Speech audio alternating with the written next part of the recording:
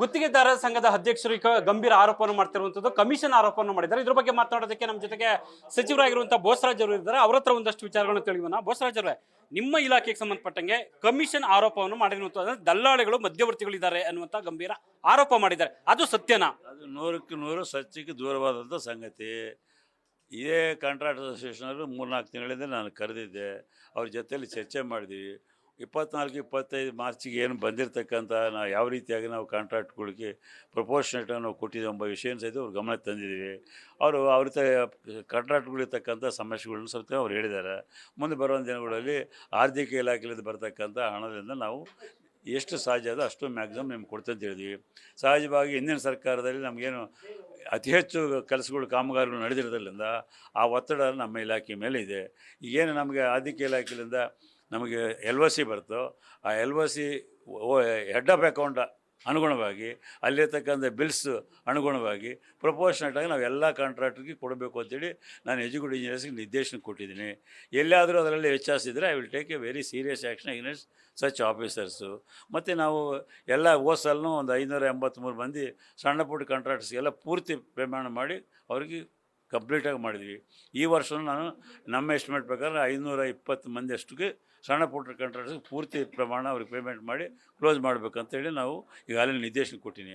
ಅದ್ರ ಜೊತೆಯಲ್ಲಿ ಇವತ್ತು ಇಲಾಖೆಯಲ್ಲಿ ಲಿಂಗರಿಂಗ್ ವರ್ಕ್ಸು 6-7 ವರ್ಷದಿಂದ ದೊಡ್ಡ ದೊಡ್ಡ ಕೆಲಸಗಳು ನಡೀತಾ ಇದೆ. ಆ ಕೆಲಸಗಳನ್ನ ಕಂಪ್ಲೀಟ್ ಮಾಡಬೇಕಂತೇಳಿ ನಾವು ಎಲ್ಲ ಕಡೆ ವಿಸಿಟ್ ಮಾಡಿ ಇನ್ಸ್ಪೆಕ್ಷನ್ ರಿಪೋರ್ಟ್ಸ್ ಹಾಕಿ ನಾವು ಕನ್ಕ್ಲೂಷನ್ ಮಾಡಿ ಅದು KPTCL ಸಬ್ಸ್ಟೇಷನ್ ಮಾಡಬೇಕಾಗ್ತದೆ. ಅದಕ್ಕೆಲ್ಲ ಎಲೆಕ್ಟ್ರಿಕಲ್ ಚಾರ್ಜಸ್ ಕಟ್ಟಬೇಕು. ಅಂಥವೆಲ್ಲ ಕೆಲವು ಡಿಪಾರ್ಟ್ಮೆಂಟೆಲ್ಲ ಬರ್ಡೇಲಿ ಇರ್ತದೆ, ಅದನ್ನು ಸಹಿತ ಮಾಡಬೇಕಂತೀವಿ.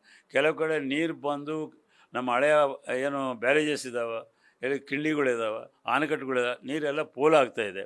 ಅಲ್ಲಿ ನಾವು ಸ್ವಲ್ಪ ಮೇಂಟೆನೆನ್ಸ್ಗೆ ಬೋಸಲೆಲ್ಲ ಹೆಚ್ಚು ಮಳೆ ಬಂದಾಗ ಸಹಿತ ಕೆಲವು ಕಡೆ ನೀರು ನಿಲ್ಲಿಸ್ಲಿಕ್ಕೆ ಆಗಲಿಲ್ಲ. ಅದು ಸಹಿತ ಅಸೆಂಬ್ಲಿಯಲ್ಲಿ ಸಹಿತ ಫ್ಲೋರ್ನಲ್ಲಿ 2 ಕಡೆ ಕ್ವಶನ್ಸ್ ಬಂದವು. ಅದನ್ನು ತಕ್ಷಣ ಮಾಡ್ಕೊಂಡು ಯಾವಾಗಲೂ ಅದು 7-8 ಕೋಟಿ ರೂಪಾಯಿಂದ ಖರ್ಚು ಮಾಡಿರ್ತಾರೆ, ಅಲ್ಲಿಗೆ ಹಾಕಿರ್ತಾರೆ. ಅದನ್ನು ಇವತ್ತು ಹೈಡ್ರಾಲಿಕ್ ಗೇಟ್ಸ್ ಹಾಕ್ಬೋದು 72 ಕೋಟಿ ಎಸ್ಟಿಮೇಟ್ ಆಗಿದೆ ಒಂದೊಂದಕ್ಕೆ. ಸೊ ಈ ರೀತಿಯಾಗಿ ಅದನ್ನು ಸರಿಪಡಿಸ್ಲಿಕ್ಕೆ ಕೆಲವರಿಗೆ ನಾವು ಅವಕಾಶಗಳು ಕೊಟ್ಟಿವಿ. ಅಲ್ಲೇ ಈ ರೀತಿಯಾದಂಥ ಕೆಲವು ವ್ಯತ್ಯಾಸಗಳು ನಾವು ಮಾಡಲಿಕ್ಕೆ ಅವಕಾಶ ಇದೆ, ಮಾಡಿದ್ದೀವಿ. ಅಲ್ಲ, ಸಣ್ಣ ನೀರಾವರಿ ಇಲಾಖೆಯಲ್ಲಿ ಮಧ್ಯವರ್ತಿಗಳ ಹಾವಳಿಯಿಂದ ಮಧ್ಯವರ್ತಿಗಳ ಹಾವಳಿಯಿಂದಾಗಿ ಕೂಡ ವ್ಯವಸ್ಥೆ ಹಾಳಾಗೋಗಿದೆ ಅನ್ನುವಂಥ ಗಂಭೀರ ಆರೋಪ ಇದೆ. ನೋಡಿ, ನಮ್ಮ ವ್ಯವಸ್ಥೆಯಲ್ಲಿ ಎಲ್ಲೂ ಹಾಳಾಗ್ಲಿಕ್ಕೆ ಸಾಧ್ಯನೇ ಇಲ್ಲ. ಯಾರು ಮಧ್ಯವರ್ತಿಗಳನ್ನ ಪ್ರಶ್ನೆ ಬಂದಿಲ್ಲ, ಬರೋದಿಲ್ಲ.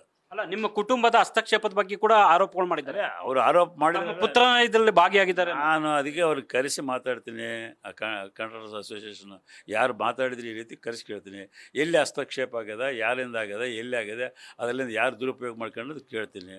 ಕೇಳಿದ ಮೇಲೆ ನಾನು ನಿಮ್ಗೆ ರಿಯಾಕ್ಷನ್ ಕೊಡ್ತೀನಿ. ಅಲ್ಲ, ಹಿಂದಿನ ಸರ್ಕಾರಗಳಿಗಿಂತಲೂ ನಿಮ್ಮ ಈ ಸರ್ಕಾರದಲ್ಲಿ ಕಮಿಷನ್ ಹೆಚ್ಚು ತಗೊಳ್ತಿದ್ದಾರೆ ಅಂತ ಗಂಭೀರ ಆರೋಪ ಇದೆ. ಈಗಾಗಲೇ ಇದ್ರ ಬಗ್ಗೆ ಅವರು ರಾಜಕೀಯವಾಗಿ ಕೆಲವರು ಮಾತಾಡ್ತಾ ಇರ್ಬೋದು, ಬಟ್ ಈ ರೀತಿಯಾಗಿ ನಮ್ಮ ಸರ್ಕಾರ ಈಗಾಗಲೇ ಎಲ್ಲ ಇಲಾಖೆಗಳಲ್ಲಿ ಕ್ಲಿಯರಾಗಿ ಹೇಳಿದ್ದಾರೆ.